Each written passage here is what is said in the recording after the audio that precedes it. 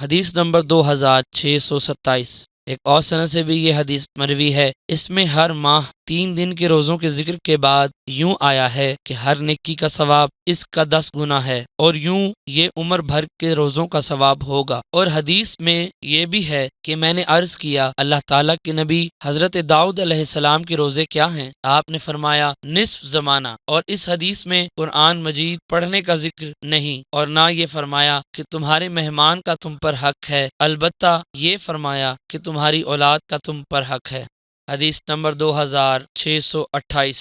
حضرت عبداللہ بن عمر رضی اللہ عنہ فرماتے ہیں کہ رسول اکرم صلی اللہ علیہ وسلم نے مجھ سے فرمایا، مہینے میں 1 بار قرآن ختم کرو۔ میں نے عرض کیا، مجھے اس سے زیادہ کی طاقت ہے۔ آپ نے فرمایا تو 20 دنوں میں ختم کرو۔ فرماتے ہیں میں نے عرض کیا، مجھے اس سے زیادہ کی طاقت ہے۔ فرمایا پس 7 دنوں میں ختم کرو، اس پر اضافہ نہ کرو۔